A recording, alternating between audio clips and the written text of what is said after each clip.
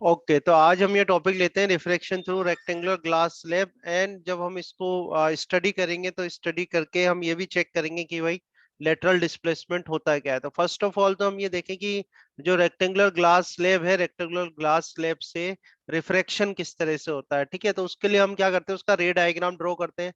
तो रे डायग्राम के लिए फर्स्ट ऑफ ऑल तो हम एक रेक्टेंगुलर ग्लास स्लैब लेते हैं। तो जैसे हम एक रेक्टेंगुलर ग्लास स्लैब ले लेते हैं इस तरीके से। ठीक है, सो this is a rectangular glass slab, कुछ इस तरीके से है हमारे पास रेक्टेंगुलर ग्लास स्लैब है ये। So this is a rectangular glass slab. इस रेक्टेंगुलर ग्लास स्लैब को मार्क कर देते हैं अपन P Q R S. Okay, so P Q R S is a rectangular glass slab and let's say the thickness, okay, let's say the thickness of this glass slab is T. Okay, T is a thickness of this rectangular glass slab. तो हमने क्या करा, एक rectangular glass slab ले ली, PQR is a rectangular glass slab. Okay, T is a thickness of this rectangular glass slab, and let's say N1 is a refractive index here. So the medium above and below the glass slab is refractive index of that medium is N1. Okay, N1 हमने refractive index दे दिया, और जो glass slab है उसका refractive index हमने N2 ले लिया, और फिर बिलो जो है मीडियम उसका भी रिफ्रैक्टिव इंडेक्स N1 ले लिया। अब आप क्लियरली देख रहे हैं जो इसके अबव अबव जो मीडियम है वो क्या, एयर है। तो ये actually refractive index of air हो गया, और ग्लास स्लैब है तो N2 is equal to glass के लिए लिख लिया, और यहाँ पर हमने एयर के लिए लिख लिया। ठीक है, तो ये बाद में हम रिप्लेस कर देंगे, अभी तो N1 और N2 से ही लेंगे। ठीक है, तो PQR is a glass slab, thickness of glass slab is T, N1 is the refractive index of a medium above the glass slab, and N1 is the refractive index of the medium below the glass slab, and N2 is the refractive index of the glass slab. Now let's say that we have this, we have this is what this, there is a interface PQ is a one interface. Okay, PQ क्या हो गया, एक interface हो गया। Interface क्या होता है, जो कि मीडियम्स को सेपरेट करता है। तो PQ के ऊपर एयर है और अंदर क्या है, ग्लास है। तो PQ क्या हो गया, हमारे लिए एक इंटरफेस हो गया। और इस PQ जो इंटरफेस है, यहाँ पर एक पॉइंट ऑफ इंसिडेंस ले लेते हैं। तो ये हमने पॉइंट ऑफ इंसिडेंस ले लिया, और इस पॉइंट ऑफ इंसिडेंस पे हम क्या करते हैं, एक नॉर्मल ड्रॉ कर लेते हैं। तो इस पॉइंट ऑफ इंसिडेंस पे हमने इस तरह से एक नॉर्मल ड्रॉ कर लिया। सो this is a normal at the point of incidence. Okay, this is a normal at the point of incidence. Let's say we have the incident light ray. So this is the incident light ray. So this is the incident light ray. Okay, so for incident light ray, let's say this A, and point of incidence is O1. Okay, point of incidence is O1. So AO1 is a incident light ray. What is AO1 is a incident light ray, and incident light ray, the angle incident light ray is making with the normal is called incident angle. So I is a incident angle. Okay, clear है यहाँ तक? Now what you will do, first you just extend the path of this incident light ray like this. Okay, this is the path of incident light ray. This is the path of incident light ray. Okay, now what happens, because when this light ray incident on this point of incidence, then what happens, the refraction will take place, and refraction will take place because the medium is changing from rarer medium to denser medium. Okay, above कौन सा medium है, rare है, अंदर कौन सा denser है। तो rarer से denser medium में जब ray जाएगी, then it will bend bend towards the towards the normal. normal. So let's draw the refracted ray. Let's say this one is the refracted ray. So this is the refracted ray, bend towards the normal. So this one is our refracted ray. This one is our refracted ray. Okay, so let's say this one is a refracted ray, and this is, now again you can see that this SR is again work as the interface. Why? Because why it works as an interface? Because above is a glass medium and below is a air medium. Okay, so this SR is the another interface. So again, this refracted ray is incident on this point, and this point is a point of incidence for the surface SR. SR जो interface है उसके लिए ये point, यहाँ पर ये जो point है क्या वर्क करेगा, as a point of incidence work करेगा। तो इसको हम मार्क कर देते हैं O2। कैसे मार्क कर दिया अपन ने इसको, O2। ठीक है, now draw a normal here. Okay, draw a normal here at this point of incidence at O2. So draw this normal. So this is a normal. Okay, now see here, this is the incident angle, and this is the, this one is what, this one is a refracted angle for this ray. Okay for this रे O1 O2 जो है वो क्या है, refracted रे है। इस refracted रे के लिए जो रिफ्रेक्टेड एंगल होगा, वो रिफ्रेक्टेड एंगल कैसे मार्क करेंगे, अपन आर से मार्क कर लेंगे। ठीक है, समझ में आ गया। This angle is R. Now see here, this how much is this angle ये वाला एंगल कितना होगा, this angle will be how much, this angle will भाई be I minus R. I minus R होगा ना, ये पूरा कंप्लीट आई है, देखो ना, इसलिए तो मैंने इसका पाथ एक्सटेंड करा था। ये पाथ एक्सटेंड करा था ना अपने इंसिडेंट रे का। ये पूरा जो एंगल है यहाँ से यहाँ तक, ये पूरा एंगल कितना है, आई है ना। ठीक है, ये पूरा एंगल आई है, तो आर माइनस कर दो तो आई माइनस आर आ जाएगा। आया समझ में, क्लियर है, यहाँ तक आया। ठीक है, now this because this angle is r, now you can say that because this pq and sr both surfaces are parallel, pq and sr surface are parallel, so this angle is r, so that this angle will also r, this angle will yes sir. also r। okay, ठीक है, यहाँ तक clear है। now what will happen again, sr is the another interface, and here this o1 o2 work as the incident ray। okay, and because it this ray is the medium is changing from denser medium to rare medium, denser से rare है, तो denser से rare है तो कैसी जाएगी ये, away from the normal. कैसे जाएगा बताओ, it will yes go sir. Away from the away from normal. The normal. So you just draw it, और जब इसको ड्रॉ करो आप इस रे को, ये जो लास्ट में हमारे पास रे आ रही है, इसको हम मार्क करते हैं, इसको मैं मार्क करता हूँ बी। ठीक है, तो ये O1B जो रे आ रही है, आप देखें कि this O1B is parallel to the path of incident light ray. जो इंसिडेंट लाइट रे थी उसके पाथ के क्या आ रही है, ये पैरेलल आ रही है, और इनके बीच की जो परपेंडिकुलर डिस्टेंस है उसी को बोलते हैं lateral displacement D. This perpendicular distance, ठीक है, दिस परपेंडिकुलर डिस्टेंस, और you can denote it by x, x से डिनोट कर देते हैं। And this x is the lateral displacement, इस एक्स को क्या कहते हैं, लेटरल डिस्प्लेसमेंट। तो what is the lateral displacement, lateral displacement is the shift in path of a incident light रे व्हेन द लाइट रे suffers the refraction from the rectangular glass slab. Okay, तो ये क्या हुआ, देखो आप, इंसिडेंट लाइट रे जो थी, इंसिडेंट लाइट रे जब सफर हुई, रिफ्रैक्शन हुआ उसका through the glass slab, then what will happen, the resultant ray जो हमें मिली है, जो O2B हमें रे मिली है, दिस रे is called emergent ray. So this the path of this emergent ray, और I can say that this emergent ray is parallel to the path of the incident incident light ray. ray। ठीक है, so you can see that the path of incident light ray you can see, and this path of emergent ray you can see that it will shift। ठीक है, ये क्या हो गया, shift हो गया, ये जो शिफ्ट हुआ है इसी को बोलते हैं lateral shift, this is called lateral shift। okay, and just mark this angle we mark as E। ठीक है, ई से डिनोट करते हैं, ई is what, E is the emergent angle. ठीक है, तो फर्स्ट ऑफ ऑल तो क्या करते हैं, सब मैं आपको जो जो हमने यहाँ नोटेशन दिए हैं वो मार्क कर लेते हैं। जैसे आप देखें ए ओ वन, ए ओ वन क्या है हमारे पास यहाँ पे, ए ओ वन क्या है, A O one is a incident ray. ठीक है, A O one is a incident ray. Okay, A O one is a incident ray, and then O1 O2, O1 O2, O1 O2 is the refracted ray, O1 O2 is a refracted ray। Okay, then you can see O2B, O2B, O2B is what, O2B क्या है यहाँ पर, O2B is a emergent ray, O2B हो गया आपके पास emergent ray। Okay, now see angle I, so this is the incident angle, incident angle। ठीक है, then see angle R, so angle R is refracted angle।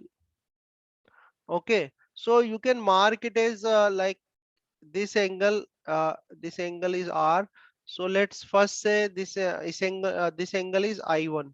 okay, I1, तो इसको I1 अगर मैं mark कर दूं, और I1 किसके इक्वल होगा, I1 is equal to R होगा। ठीक है, तो देखो ये एंगल R तो क्या हो गया, रिफ्लेक्टेड एंगल हो गया, I हो गया incident angle. At at interface, कौन से इंटरफेस पर है, PQ पर ये। ठीक है, ऐसे ये कहाँ पर है, एट PQ, PQ इंटरफेस पर है ये दोनों। जैसे आगे आप मार्क करो, इसके बाद हम मार्क करें एंगल I1। ठीक है, एंगल I1, तो एंगल I1 क्या हो जाएगा, इंसिडेंट एंगल, एंगल I1 क्या हो जाएगा, इंसिडेंट एंगल। और ये जो है इंसिडेंट एंगल कहाँ पर है, इंसिडेंट एंगल एट एट कहाँ पर, आर एस, ठीक है आर एस। और ये जो एंगल आई वन है आपका, ये किसके बराबर होगा, एंगल आर के इक्वल होगा, ठीक है। I one is R, angle I one is equal to angle R, ठीक है। उसके बाद मार्क करते हैं अपन angle E. Angle E is what, emergent, emergent angle, ठीक है। ये क्या है, इमर्जेंट एंगल। तो आया समझ में, दिस इज द रे डायग्राम, ठीक है। ये रे डायग्राम ड्रॉ करा। अब रे डायग्राम ड्रॉ करके आपने what you can see that the path of the incident ray, the path of the incident ray shifts, ठीक है। The path of incident ray shifts from, you can see that shift from this x distance है, perpendicular x distance है, ये shift हो गया। तो ये x जो होता है इसी को बोलते हैं lateral displacement, this x is called lateral displacement, ठीक है। अब हम फाइंड आउट करते हैं कि जो इमर्जेंट रे है, this emergent ray and the path of this emergent ray is parallel to the path of the incident ray, incident ray के path जो था उसके parallel आ रही है emergent ray। तो ये क्या कंडीशन है, किस कंडीशन में ये पैरेलल आएगी, वो कंडीशन हम फाइंड आउट करते हैं। देखो हम फर्स्ट ऑफ ऑल क्या करते हैं, इसमें स्नेल्स लॉ लगाते हैं कि for Snell's law we apply for Snell's law, ठीक है। We are applying Snell's law for P Q. P Q जो इंटरफेस है उसके लिए अपन क्या करते हैं, स्नेल्स लॉ लगाते हैं, ठीक है। तो देखिए इसमें रे कहाँ आ रही है, मीडियम वन से मीडियम टू में आ रही है। मीडियम वन से मीडियम टू में आ रही है तो हम क्या लिखते हैं, refractive index of medium two with respect to one, ठीक है। Refractive index of medium two with respect to medium one is equal to कितना आ जाएगा, ये आ जाएगा sine I by sine r. क्या हो जाएगा, ये sine I divide by sine r हो जाएगा, ठीक है। और अब देखो अपना जो इसको आपने सर जो करा, हाँ आपने अभी क्या बोला था कि मीडियम 2 से 1 में आ रही है, मतलब क्या बोला था? वन से टू में आ रही एन है ना टू ये वन अपन कब फर्स्ट, लिखते हैं? ये वन है ना, ये फर्स्ट मीडियम हो गया अपना, ये सेकंड मीडियम हो गया, और ये लास्ट में वापस से फर्स्ट मीडियम ही आ गया, आया नहीं आया। तो वन से टू में आ रही है तो कैसे लिखेंगे अपन, refractive index of medium two with respect to one, refractive index of medium two with respect to one, ठीक है। तो ये एन टू वन हो गया sine I by sine R. और इस एन टू वन को हम क्या कर सकते हैं, N two divide by N one कर लेते हैं। तो N two divide by N one क्या आ गया, sine I by sine R आ गया। आ रहा है नहीं आ रहा समझ में यहाँ तक, ठीक है। N two divide by N one is equal to क्या आ गया, sine I by sine R आ गया। इसी को अगर हम और सॉल्व करते हैं तो देखो अपना सेकंड मीडियम क्या है, सेकंड मीडियम क्या है, वो तो ग्लास है, ग्लास है कि नहीं है, ठीक है। तो बाद में रिप्लेस कर लेंगे, अभी तो इसको एज इट इज रहने दो, इसको फर्स्ट इक्वेशन कर दो आप, लास्ट में रिप्लेस कर लेंगे, ठीक है। अभी अपन फिर इसके बाद लगाते हैं Snell's law, Snell's law for R S. R S जो इंटरफेस है उसके लिए स्नेल्स लॉ लगाते हैं, ठीक है। तो आर एस में क्या जा रही है, रे कैसे जा रही है, टू से वन में जा रही है। तो टू से वन में जा रही है तो हम क्या लिखेंगे, refractive index of medium one with respect to two, ठीक है। जिसमें जाती है ना वो बाद में जिसमें जाती है उसके लिए लिखते हैं कि जैसे टू से वन में जा रही है तो हम क्या लिखेंगे, refract what we can write, we write refractive index of medium one with respect to two. So refractive index of medium one with respect to two क्या हो जाएगा, ये n one divide by N two हो जाएगा, and n one divide by N two sine. तो यहाँ पर आपका जो इंसिडेंट एंगल है वो कितना, आई वन है, ठीक है। एंड डिवाइड बाई आ जाएगा साइन ई, ठीक है। और आगे सॉल्व कर ले तो N one divide by N two is equal to आ जाएगा आपके पास साइन, ठीक है। आई वन की वैल्यू कितनी, आई वन तो आर के इक्वल है तो यहाँ साइन आर आ जाएगा, sine R divide by sine E हो जाएगा। आया यहाँ तक समझ में, बोलो क्लियर है, हाँ समझ में यस आया सर। भाई। ये सेकेंड इक्वेशन हो गई। अब फर्स्ट और सेकेंड इक्वेशन को मल्टीप्लाई कर लो, तो मल्टीप्लाई करो देखो क्या आ जाएगा, N two divide by N one, ठीक है, into N one divide by N two, और इजिकल टू यहाँ आ जाएगा sine I divide by sine are, sine I divide by sine R, okay. और इनटू कर देंगे यहाँ पर sine R divide by sine E, ठीक है। तो इस साइन आर से तो साइन आर कैंसिल, इस एन टू से N two cancel, N one से एन वन कैंसिल। तो आप देखें इसको सॉल्व करोगे तो आपके पास आ जाएगा आई इजिकल टू ई, क्या आ जाएगा आपके पास, आई इजिकल टू ई। तो आई इजिकल टू ई आया, इट मींस क्या है, because this incident angle is equal to the emergent angle. समझ रहे हो बात को, because this incident angle is equal to the emergent angle so that the path of this emergent ray is parallel to the path of incident light ray. आया समझ में, clear है बात, हम्म। because what is happening, because the incident angle is equal to the emergent angle, because this incident angle is yes equal to sir, the हाँ तो दोनों emergent angle, parallel. so that the path of this incident light ray is parallel to the path of this emergent light ray. ठीक है, how to write the relative refractive index, तो आपको check करना है रे किधर से किधर जा रही है। अब ये रे 1 से 2 में आ रही है तो क्या लिखोगे, refractive index of medium 2 with respect to 1। जब रे 1 से 2 से 1 में आ रही है तो क्या लिखेंगे, refractive index of medium 1 with respect to 2। ठीक है, समझ में आया। अब किन्हीं बुक्स में जो है सिंबल म्यू से दिया हुआ है रिफ्रैक्टिव इंडेक्स का, किससे दिया हुआ है, म्यू से दिया हुआ है। अब ये भी समझने की कोशिश करना, क्योंकि आपकी जो बुक्स है 12th की उसमें म्यू से दिया हुआ है, तो म्यू से दिया हुआ तो म्यू में कैसे लिखते हैं, जैसे ये रे 1 से 2 में जा रही है तो यहाँ पर ये 1 लिखेंगे और इधर 2 लिखेंगे। ठीक है, उसमें जो इंडिकेट करेंगे यहाँ 1 लिखेंगे 2, तो ये किसके अकॉर्डिंग है नोटेशन, ये नोटेशन अकॉर्डिंग है कि रे किधर से किधर जा रही है, तो रे 1 से 2 में जा रही है तो ये रे 1 से 2 में जा रही है। ठीक है, अपने अकॉर्डिंग इसको हम कैसे लिखेंगे, 1 से 2 में जा रही है तो यहाँ पर क्या लिखा जाएगा 2 1, तो refractive index of medium 2 with respect to 1। और ये भी कुछ ऐसा ही है, 1 से 2 में जा रही है तो इसको इसको क्या रीड करेंगे अपन, refractive index of medium 2 with respect to 1, और ये क्या हो जाएगा आपका म्यू 2 डिवाइड बाय म्यू 1 हो जाएगा। आया समझ में। ऐसे ही आगे देखो 2 से 1 में जा रही है तो 2 से 1 में जा रही है तो कैसे लिखेंगे, यहाँ पर 2 लिख देंगे, इधर 1 लिख देंगे, और हम क्या लिखेंगे म्यू, और ये होगा 1 2। तो किस ये क्या हो जाएगा, क्योंकि 2 से 1 में जा रही है तो refractive index of 1 with respect to 2, और इसको लिखा जाएगा म्यू 1 डिवाइड बाय म्यू 2। समझ में आ रहा है, ये भी थोड़ा ध्यान रखना, क्योंकि नोट कई बार आपको इस तरह से नोटेशन किए हुए मिल जाएंगे, तो वो भी आना चाहिए। समझ में आई नहीं आई बात, बोलो कोई डाउट है तो बताओ। नहीं, नो सर।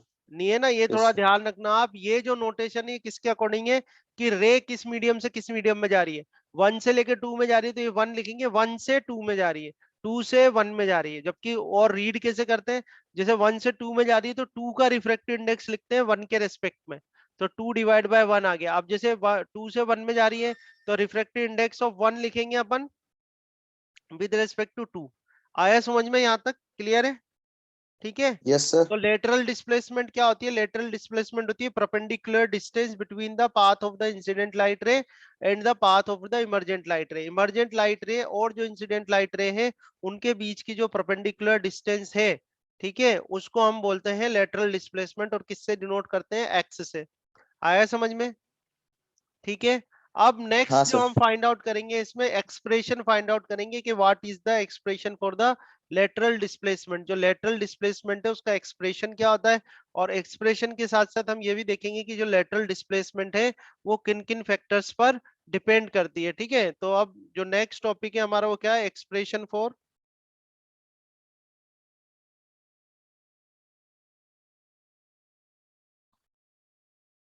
एक्सप्रेशन फॉर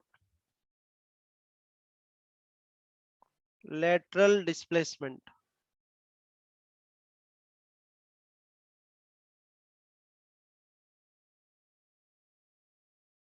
तो अब ये बात समझ में आई आपको, इसको लेटरल डिस्प्लेसमेंट क्यों कहते हैं। हाँ, ये बात समझ में आई, इसको लेटरल डिस्प्लेसमेंट क्यों कहा जा रहा है, why it is we are saying it sir is a angle lateral. वही रहा, क्योंकि बस वो एक परपेंडिकुलर जगह से शिफ्ट, दूसरी जगह शिफ्ट हो गई। परपेंडिकुलर शिफ्ट हो रहा है वो, परपेंडिकुलर शिफ्ट हो रहा है। ठीक है, जो आप देखें कि ये जो शिफ्ट हो रहा है परपेंडिकुलर शिफ्ट हो रहा है इस तरह से, है ना, तो इसलिए इसको बोलते हैं लेटरल डिस्प्लेसमेंट। अभी डिनोट किससे करा है हमने इसको, एक्स से डिनोट करा है। तो अभी हम इसको देखेंगे एक्सप्रेशन क्या आता है इसका, what will be a expression. तो एक्सप्रेशन के लिए वही है, फर्स्ट ऑफ ऑल हमें रे डायग्राम, आप चाहें तो प्रीवियस रे डायग्राम से ही रेफर कर लेते हैं, इसी वाले से कर ले। देखो O2 से क्या करो, एक परपेंडिकुलर ड्रॉप कर दो, O2 से क्या करो, एक परपेंडिकुलर ड्रॉप कर दो इधर, ये परपेंडिकुलर ड्रॉप करा और इसको M कर दो। समझ में आया। ये वाला जो पॉइंट है इसको कर देते हैं N, ये वाला जो पॉइंट है मैं कलर चेंज कर देता हूँ, नहीं तो एक जैसे हो जाएंगे। ठीक है, इसको हम N से डिनोट कर देते हैं, ये वाला जो पॉइंट है दिस पॉइंट, इसको N से डिनोट कर दिया। ठीक है, क्लियर है। तो अब देखो मैं क्या करता हूँ इसमें, I am taking a triangle N O1 O2, दिख रहा है आपको, N O1 O2, ये ट्राइंगल ले रहा हूँ, है ना। तो आप पीछे वाला रे डायग्राम ही फॉलो कर लेना, उसी को देख लेना आप। तो हम ले रहे हैं कि भाई in triangle N O1 O2, ठीक है, ट्राइंगल ले लिया हमने N O1 O2। एक बार और देख लो, N O1 O2। अगर if I take here sine ले ले, हम साइन नहीं कॉस ले लेता हूँ मैं इसमें, कॉस आर ले लेता हूँ। ठीक है, तो कॉस आर देखो कितना आ जाएगा, cos R, so cos R is equal to how much, cos R is equal to आ जाएगा O1N divide by O1 O2। ठीक है, ये हो जाएगा O1N and divide by O1 O2, ठीक है। now you can see that what is the O1n, O1n जो है वो तो thickness है इसकी, O1n क्या है, थिकनेस है ना, थिकनेस ऑफ दिस O1n, देखो यस सर। O1n क्या है, थिकनेस है। तो थिकनेस है मतलब T से डिनोट कर दिया हमने इसको। तो यहाँ से आपके पास आ जाएगा cos r is equal to, cos r is equal to O1n, तो T हो गया T, and divide by O1 O2। So I can say that O1 O2, O1 O2 is equal to, O1 O2 is equal to T divide by cos r, T divide by cos r, and this is equation number 1। ठीक है, इस तरह से हमको क्या मिल गया, ये equation number 1 हमें मिल गई। ठीक है, now let's see the another triangle here. Next एक और ट्राइंगल देखो आप, ये ट्राइंगल है O2 O1 M, या कह सकते हैं O1 M O2। ठीक है, O1 M O2 ये ट्राइंगल लेता हूं मैं। ठीक है, so let's say in triangle, ये लेते हैं मतलब O2 O1 M। ठीक है, O2 O1 M मैंने ये ट्राइंगल लिया, और इसमें हम ले लेते हैं साइन, और साइन कर लेते हैं साइन आई माइनस आर। है कि नहीं, देखो आप, ये एंगल कितना आई माइनस आर है, मैंने लिया है O2 O1 M। तो साइन आई माइनस आर, तो साइन आई माइनस आर कितना हो जाएगा, O2 M divide by O1 O2।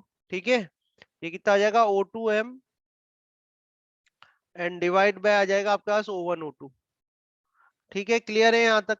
अब आप देखें O2 M, O2 M क्या है, यू कैन सी सर एक हियर, बार ये देखो वापस फिगर में दिखाना सर। ये ना triangle triangle. O2 O1 M, ये एंगल कितना है, हाँ आई सर। माइनस आर है। तो साइन आई माइनस आर लोगे तो आप क्या जाएगा, O2 M divide by O1 O2 आएगा। O2 M कितना x है, O2 M तो x है ना, परपेंडिकुलर डिस्टेंस। तो O2 M को तो हम x कर देते हैं, ये x कर दिया आपने। ठीक है, और x इज इक्वल टू आपके पास आ जाएगा O1 O2 एंड साइन।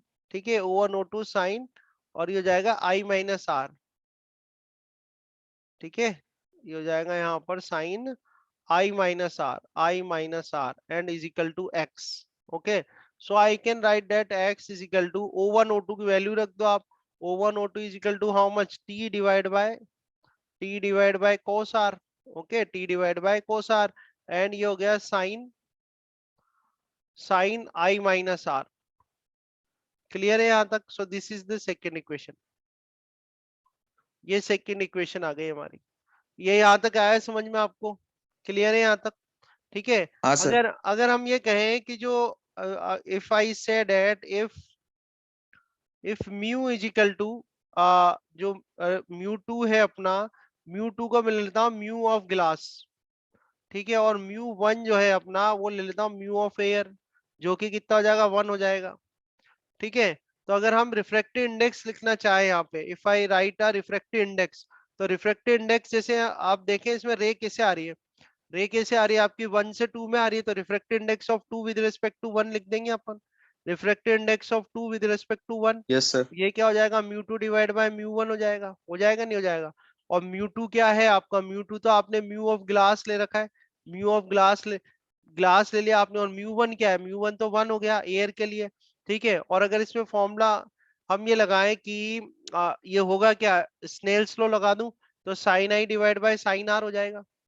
आ रहा है समझ में, नहीं आ रहा? ठीक है, तो ultimately I can say that mu of glass, refractive index of glass is equal to how much, sine I divide by sine r. ठीक है, अब इसमें कंफ्यूज मत होना, यहाँ मैंने एन से शो कर रखा है रिफ्रैक्टिव इंडेक्स को। ठीक है, एन या म्यू से आप, एन और म्यू से आप रिप्रेजेंट कर सकते हो। ये आया समझ में यहाँ पर? क्लियर है यहाँ तक? ठीक है, हाँ सर। तो mu of glass is equal to आ गया आपके पास sine I by sine R. अब देखें जो इक्वेशन नंबर 2 है हमारे पास, फ्रॉम इक्वेशन टू को देखो आप। इक्वेशन टू में x इज इक्वल टू हमारे पास है t। ठीक है, t divide by cos r, तो t divide by cos r कर लो। और ये साइन i माइनस आर का, साइन a माइनस बी का फॉर्मूला लगा दो आप, साइन a cos b। ठीक है, माइनस कॉस है और साइन b। ठीक है, फॉर्मूला लगाया आपने। अभी क्या करें, इसमें यहाँ पर t कर देते हैं, साइन i कॉमन ले लेते हैं इधर से। ठीक है, तो सर करना एक क्या बार है, वापस ये लिख दोगे क्या आप, जो क्या, आपने बोला अभी, sine A sine A cos minus B. B का फॉर्मूला है ना, साइन ए माइनस बी का फॉर्मूला तो आता होगा, sine A cos B minus cos A sine B. तो साइन ए मतलब साइन आई, साइन ए, फिर कॉस बी मतलब कॉस आर, माइनस कॉस है, मतलब ये आई आ गया, कॉस है, और sine B, sine are, sine A minus B का फॉर्मूला है। ठीक हाँ सर। है ना? तो देखो, ध्यान से देखना आप थोड़ी स्टेप, यहाँ तक तो आपने पहले भी कर रखे होंगे बुक्स में। ये आगे वाला एक्सप्रेशन, अब यहाँ से देखो आप, मैंने क्या करा, साइन आई को तो कॉमन ले लिया और cos r का डिवाइड कर दिया। तो टोटल मिला के ये है कि आपको साइन आई cos r का डिवाइड करना है सब में। किसका डिवाइड करना है? साइन आई cos r का। तो साइन आई cos r का इसमें डिवाइड करोगे तो 1 आ जाएगा। आया समझ में? ठीक है। और यहाँ देखो आप, ये क्या है आपके पास, cos आई साइन आर ऊपर है ना, और नीचे आपके पास जो कॉमन आप डिवाइड कर रहे हैं, किससे डिवाइड कर रहे हैं?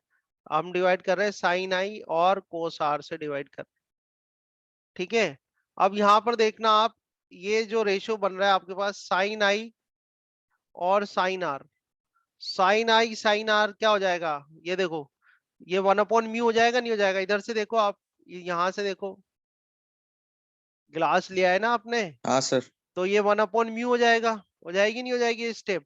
यानी कि ये टी तो आपका इधर रहा, ये साइन आई बन गया आपके पास, है ना? ये 1 हो गया, 1 माइनस ये sine sine R by sine I क्या होगा? 1/म्यू हो जाएगा। तो ये 1/म्यू आ गया, म्यू ऑफ ग्लास, ग्लास की स्लेब ली थी आपने। और अंदर क्या बच रहा है आपके पास? अंदर आपके पास बच रहा है cos I divide by cos R. आ रही है बात, नहीं आ रही समझ में? यहाँ तक सर ये आया? टी साइन आई कहाँ से आया? टी तो चल ही रहा था ना अपने पास। नहीं, वो तो टी अपॉन कोसार था ना सर, वो चेंज कैसे किया सर आप? देखो आप, साइन आई तो कॉमन निकाल लिया मैंने बाहर, साइन आई तो कॉमन निकाल लिया और कोस आर का डिवाइड कर दिया सब में। तो टोटल आप तो ये समझ जाओ कि साइन आई कोस आर का अपन ने डिवाइड कर दी दोनों टर्म में। साइन आई तो कॉमन निकाला, तो कॉमन निकालने का मतलब डिवाइड हाँ करना हाँ। ही तो होता है। तो वो साइन आई हाँ का तो सर। डिवाइड होगा ही होगा, और कोस आर भी अंदर ले लिया अपन ने। तो कोस आर, तो साइन आई कोस आर का टोटल बात ये है कि डिवाइड करना है हमें। तो ये साइन आई तो यहाँ से बाहर है, कॉमन लिया था इस वजह से। ठीक है, ये साइन आई कोस आर पूरा कैंसिल हो जाएगा, तो 1 बचेगा यहाँ पे। सर पर साइन आई कॉमन कैसे वो ले लिया? अच्छा, ले डिवाइड लिया कर ना, क्या दिया, अच्छा दिक्कत है? हाँ। साइन आई कॉमन ले यस सकते हैं सर। ना हम। ठीक है। तो आपके पास ये एक्सप्रेशन आया, है ना? अल्टीमेटली मैं ये करना चाहता हूँ कि मैं एक ऐसा एक्सप्रेशन बनाना चाहता हूँ लेटरल डिस्प्लेसमेंट का, जिसके अंदर एक तो रिफ्रैक्टेड इंडेक्स आए, एक थिकनेस आए, और एक आए इंसिडेंट एंगल, ताकि रिफ्रैक्टेड एंगल कितना आ रहा है मेजर करने की मुझे कोई रिक्वायरमेंट हुई नहीं लेटरल डिस्प्लेसमेंट के लिए। तो मुझे आर को कैसे भी करके फिनिश करना है, इसमें से आर को एलिमिनेट करना है। ठीक है ना? तो अभी देखो, अब एक्स ले लेते हैं अपन, एक्स इज इक्वल टू, अब देखना टी साइन आई तो यहाँ पर है, ये टी साइन आई हो गया आपका। ठीक है। और ये हो गया 1 - 1/म्यू ऑफ ग्लास हो गया। ऊपर कोई दिक्कत नहीं, ऊपर मेरे पास कॉस आई आ गया तो कोई प्रॉब्लम नहीं है। डिवाइड में हम क्या करेंगे, जो कॉस आर है, कॉस आर को मैं कर सकता हूँ √1 माइनस साइन स्क्वायर आर। हो सकता है कि नहीं हो सकता, बोलो? विजिबल हो रहा है ना? कोई दिक्कत तो नहीं आ रही? जो नहीं, कॉस नो आर सर। था, कॉस आर को मैंने कर दिया √1 माइनस साइन स्क्वायर आर। हाँ सर, ठीक है यहाँ साइन तक? Square plus cos square equals to 1 हाँ, तो ये आ एक्स गया। करा मैंने, ये टी हो गया, ये साइन आई बन गया आपका, है ना? अब और देखना, एक स्टेप और आने वाली है। 1 - 1 - ये हो गया आपके पास कॉस आई। ठीक है, ये कॉस आई हो गया। और डिवाइड में अगर मैं इस म्यू को अंदर लेके जाऊं तो म्यू स्क्वायर हो जाएगा, नहीं हो जाएगा? हो जाएगा ना? इस म्यू को स्क्वायर रूट के अंदर ले जाऊं तो ये म्यू जी का स्क्वायर हो जाएगा, यस सर। है ना? और ये हो जाएगा आपका म्यू जी और साइन आर का स्क्वायर। ठीक है, म्यू जी साइन आर का स्क्वायर हो जाएगा। आया समझ में? ठीक है, म्यू जी साइन आर का स्क्वायर, है ना? म्यू जी यस इधर सर। आएगा ना। अब देखो, एक्स इज इक्वल टू अपन करते हैं, x is equal to T, ये हो गया आपके पास साइन आई, है ना? और 1 माइनस ये आ जाएगा आपका टर्म कॉस आई, और cos आई डिवाइड करेंगे हम square root of mu g square. ठीक है, माइनस, अब म्यू जी साइन आर को क्या लिख सकते हैं अपन, बोलो? म्यू जी साइन आर को क्या कर दो, sine square i, mu g sine r का होल स्क्वायर है ना ये। तो ये देखो, इस वाली हाँ सर, इक्वेशन से साइन देखो आप, म्यू जी साइन आर क्या होगा, साइन साइन स्क्वायर आई आई, आई, हाँ हाँ, हाँ। तो ये साइन स्क्वायर आई आ जाएगा, तो ये आ गया साइन स्क्वायर आई। ठीक है, तो अल्टीमेटली हमको एक इक्वेशन फाइंड आउट हो गई है लेटरल डिस्प्लेसमेंट की, ये इक्वेशन है।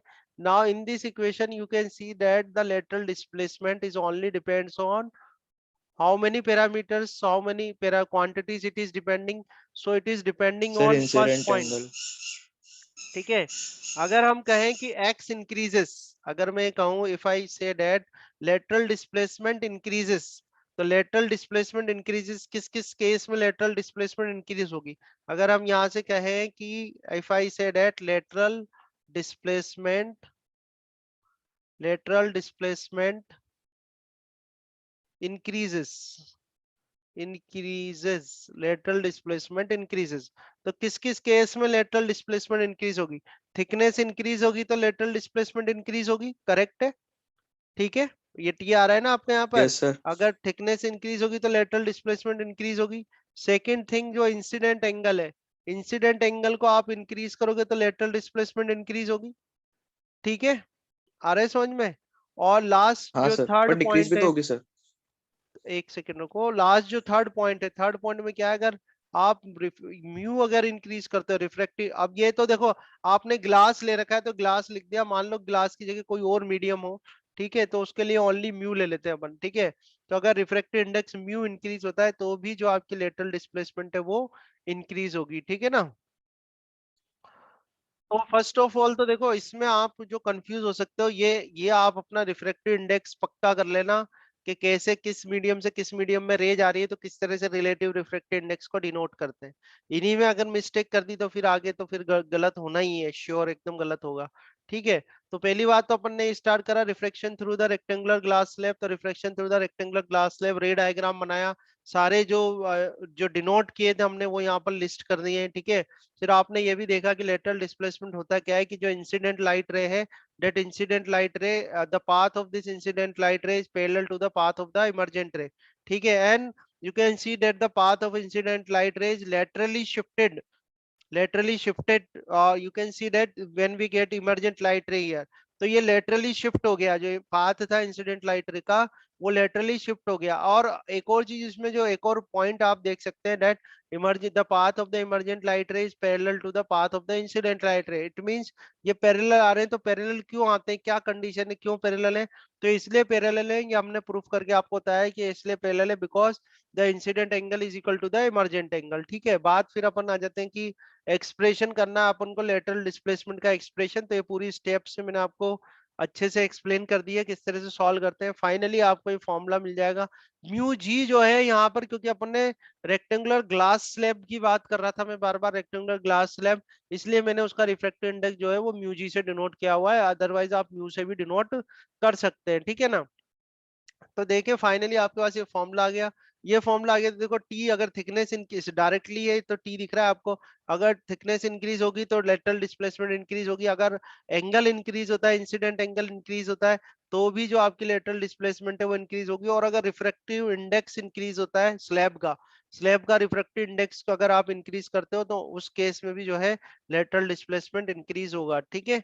तो ये है आपका कंप्लीट लेटरल डिस्प्लेसमेंट। और अपन ये भी कह सकते हैं कि refraction through rectangular glass slab and expression for lateral displacement, ये है कंप्लीट। ओके।